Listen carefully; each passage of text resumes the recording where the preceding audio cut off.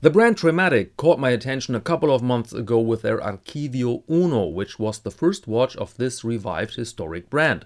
The Archivio Uno could convince with an exquisite design around a very interesting font and solid specs. It appeared here in Watch of the Week and later in form of an in-depth review. And now Trematic has announced the next model, the T-Five Beiuga Maris, a dive watch also inspired by 1960s tool watches with some top-notch modern components. So let's go over the specifications, and forgive my ignorance because I don't have any idea how to pronounce this watch. So I will just power through it, hoping for the best. Our Beiuga is an automatic watch with a case diameter of 39 mm, a length lug-to-lug of 45.5 and a height of 13.8 mm. The lug width is 20. The watch is equipped with a sapphire crystal with anti-reflective coating on the in and outside, a unidirectional bezel with ceramic insert and a screw-down crown. The case is made of grade 5 titanium and is waterproof up to 300 meters. Inside works the automatic caliber La Joux G101. The watch comes with 3 dial colors on a strap, and the price is indicated with 1,200 euros, including VAT, which are around 1,000 US dollars, but then without VAT.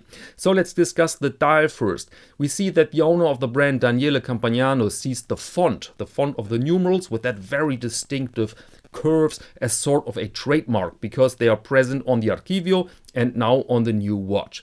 Also, the positioning of the numerals and indices is unchanged. And again, we have that dial layout with the center field, including the minute scale and an outer area that adds some generosity to the design.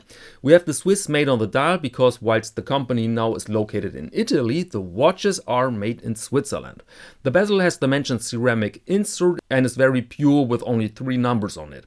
The case is, as said, made of 5-grade titanium and shows us some tooly forms and a mixture of sandblasted and high polished surfaces. It is certainly bigger than its historic predecessors, and with these lugs rather massive. That can be said about the crown as well, which is basically a nut that screams for a wrench.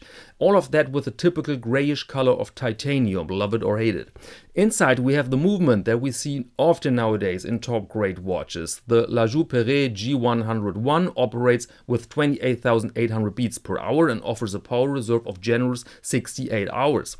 The next point worth mentioning is the strap. You can choose between modern tech style and a vintage style strap with different buckles. A bracelet is not part of the ensemble. Is that a pro or a con? Historically, it's accurate. You can find quite a bunch of vintage divers only with straps, because in the 60s not so many people had a problem buying a generic metal bracelet when needed, so I will not mark that as a minus. What makes me slightly concerned though are the colors. We have a black, okay, that's a staple, people will like it as a no bullshit option.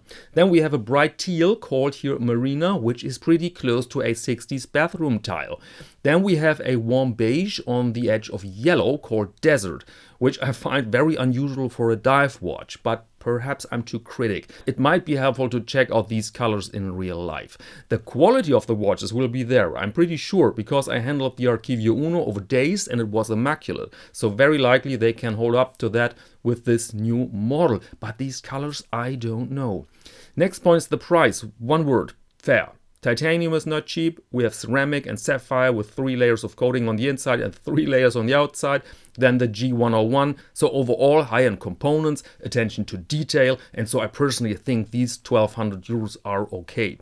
Less information, you can already pre-order the watch, but delivery will take place in January 2026. And that's all for this episode. Please let me know in the comments if you like to see an in-depth review with this watch, and let me know what do you think about these colors, please.